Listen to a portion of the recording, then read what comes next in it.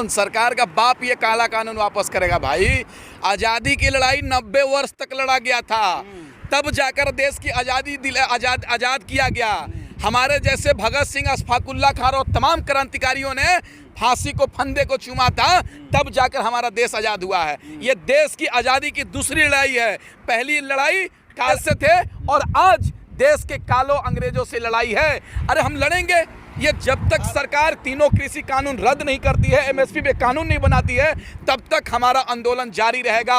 अभी तो 7 महीने हुए हैं, हो सकता है अगले साल तक हम लड़ेंगे। अच्छा, सुनिए, आपने जिसको वोट दिया था आप उसी को काले अंग्रेज बोल रहे हैं? एक बात बताइए ना, देश में जिस तरीके से मेन स्ट्रीम के मीडिया ने कह रही थी मोदी नहीं तो कौन, गुमराह किया, देश की जनता ने गुमराह होकर, हम जैसे लोगों ने गुमराह होकर मोदी को वोट देने का काम किया। और मोदी जी भी इसलिए नहीं कि सत्ता में आए थे कि हम आने के बाद किसानों पे काले कानून थोप देंगे, महंगाई बढ़ा देंगे, 200 रुपये लीटर सरसों का तेल कर देंगे, 110 रुपये पेट्रोल डीजल का दाम कर देंगे, गैस सिलेंडर 900 रुपये कर देंगे। सरकार इसलिए सत्ता में आई थी कि किसानों की आय दोगुनी करेंगे, महंगाई कम करेंगे, नई नई फैक्ट्रियां खोलेंगे, बच्चों को रोजगार देने का काम करेंगे। लेकिन सरकार ने किए गए वादे को भूल चुकी है।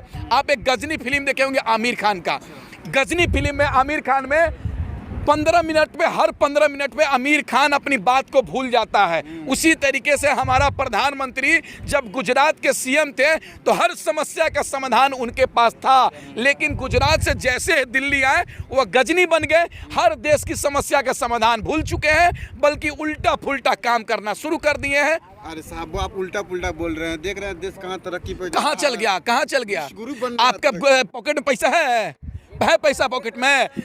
सुनिए ना, पॉकेट में देश की आम नागरिकों के पास 1 रुपए नहीं है, खाने के लाले पड़े हुए हैं। आज जो कोरोना महामारी में जिनकी रोजगार खत्म हो गई, जिनका फैक्ट्रियां बंद हो गई, जिनकी कंपनी बंद हो गए, जिनके दुकान बंद हो गए, लेकिन सरकार उनके बारे में एक शब्द भी नहीं बोली। अरे उनको फ्री में राशन दे रहा है सरकार, आप बोले फ्री में कुछ नहीं। एक बात बताइए ना, 5 किलो से जिंदगी चल जाएगा क्या? 5 किलो राशन से परिवार चल जाएगा क्या? अगर नरेंद्र मोदी रोजगार का व्यवस्था कर दें तो राशन की जरूरत नहीं पड़ेगी। अगर हम जैसे युवा को रोजगार मिल जाएगा, इन जैसे युवा को रोजगार मिल जाएगा, तो ये रोजगार आ जाएगा तो परिवार का राशन भी खरीदा जाएगा। लेकिन राशन देने से परिवार नहीं चल सकता है। उत्तर प्रदेश के सीएम तो बोल रहे हैं हम रोजगार देंगे। अरे उत्तर प्रदेश का सीएम ढोंगी है भाई, झूठा है। जिस तरीके से झूठ बोलने का काम कर रहे हैं, ढोंगी बोल रहे हैं, ये गलत बोल रहे हैं। क्यों गलत बोल रहे हैं? आप सीएम को ढोंगी क्यों नहीं बोलेंगे? 4.5 साल में उत्तर प्रदेश में ढोंग मचाने का काम किया। उत्तर प्रदेश के मुख्यमंत्री ने क्या कहा था? एक किसानों की जो गन्ना का मूल्य है उसको अगर पैसा नहीं आता है तो ब्याज सहित पैसा आएगा। लेकिन अभी तक किसानों की गन्ने का रेट भी सरकार देने का काम नहीं की है। सरकार के पास अभी भी बकाया है, सरकार इस पर ध्यान नहीं देती है, बल्कि उल्टा फुल्टा काम कर रही है। योगी जी की बात कर रहे हैं, योगी जी को नामांकन करने से सिवा कुछ आता है क्या? नाम बदलने के सिवा कुछ आता है क्या? केवल कुछ नहीं करेंगे, नाम बदल देंगे। नाम बदलने से विकास नहीं होता है। हमेशा कहते हैं कि इतिहास गलत तरीके से लिखा गया, हम लोग इतिहास सही से रच रहे हैं। कौन? अमित शाह। अरे ताड़ी पार है भाई, उसकी बात मत कीजिए। अरे गृह मंत्री से पहले, सुनिए ना, गृह मंत्री से पहले वो आदमी ताड़ी पार रह चुका है, जेल जा चुका है, उसके बारे में पता कीजिए ना। दूसरे के बोलता है कि पकौड़े, गृह मंत्री है ना। सुनिए ना, हम जैसे लोग जब जैसे हम लोग रोजगार मांगते हैं तो क्या बोलते हैं? पकौड़े तलो। लेकिन अपने बेटा को क्या करता है? बीसीसीआई का चेयरमैन बनाता है। जिसको बॉल भी पकड़ फेंकने नहीं आता है, जिसको बैटिंग भी करने नहीं आता है, वही तो बीसीसीआई का चेयरमैन बन गया। और जो भगवान है, क्रिकेटर का अच्छे खिलाड़ी है, उसको सड़क पर बैठाया गया है। ये सरकार क्या चाह रही है कि जो हमारा चापलूसी करेगा वो देशभक्त हो जाएगा, जो हमारा विरोध करेगा वो देशद्रोही हो जाएगा, खालिस्तानी हो जाएगा। इस किसान आंदोलन को बदनाम करने के लिए क्या नहीं किया गया? खालिस्तानी कहा गया, पाकिस्तानी कहा गया, आतंकवादी कहा गया। इतना तक कि एक 26 साल का युवा जो ऑस्ट्रेलिया में रहता है, नवनीत को आईटीओ पे गोली मार दिया गया। क्या उसका परिवार को इंसाफ मिला क्या? आप लोग भी तो बीजेपी पे इतना आरोप लगाते हैं, ये बहुत सारा आरोप लगाते हैं बीजेपी। एक बात बताइए ना, सरकार मोदी जी का है तो सवाल किससे करेंगे? लाल बहादुर शास्त्री से करेंगे? किससे सवाल? नहीं तो आरोप लगाते हैं उल्टा पुल्टा। नहीं, ये सरकार गलत काम करती है तभी तो आरोप करते हैं। चिमयानंद श्यामी क्या है? रेपिस्ट है कि नहीं है तभी तो कह रहे हैं। राम मंदिर में करोड़ों रुपए योगी जी घपला कर दिए तो उनको योगी जी कहाँ किए? वो तो ट्रस्ट वाले लोगों ने। ट्रस्ट किसने बनाया? ट्रस्ट किसने बनाया? हमारे प्रधानमंत्री ने ट्रस्ट बनाया।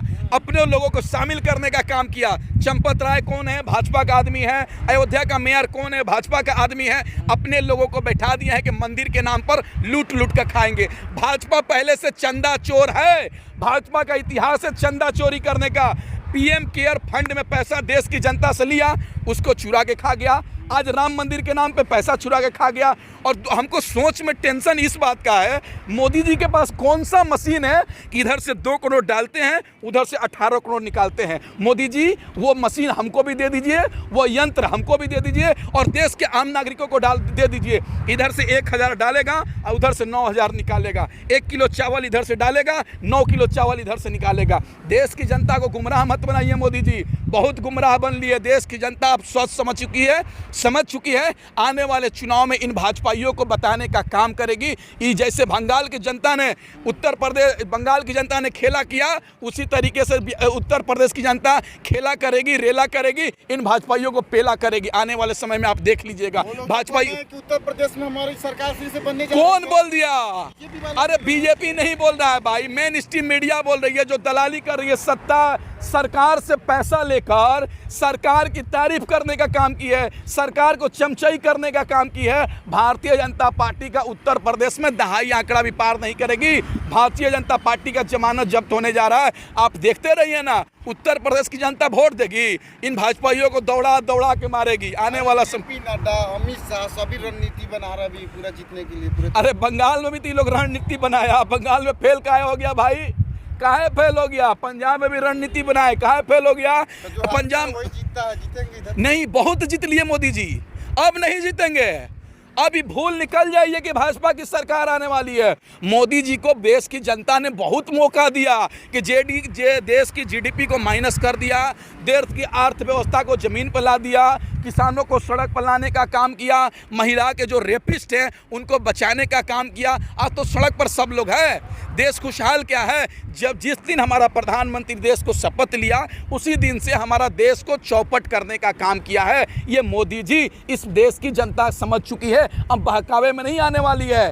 पहले 1 रुपये बढ़ता था तो अंजना कश्यप क्या बोलती थी, स्मृति ईरानी क्या बोलती थी, हाय महंगाई, हाय महंगाई। उस समय महंगाई इनकी डायन लगती थी, लेकिन अब डार्लिंग बन चुकी है, एक शब्द नहीं बोल रही है। भाजपाइया लोग ये सब, जब 8 ना 1 रुपये आलू प्याज का रेट बढ़ता था, गोभी और सब्जी पे बढ़ता था, तो सड़क पर आ जाता था। लेकिन आज इतनी महंगाई आसमान छू रही है, लेकिन फिर भी कोई इस पर बोलने का तैयार नहीं है। अमिताभ बच्चन क्या कहते थे पहले, जब 60 रुपये पेट्रोल था तो क्या कहते थे, रामचंद्र कह गए सिया से ऐसा कलयुग आएगा, नगद कैश गाड़ी खरीदाएगा, लोन पे पेट्रोल खरीदाएगा, ये कहते थे। लेकिन आज 100 रुपये पार हो गए, मुंह में लग रहा उनका सांप सूंघ गया है क्या?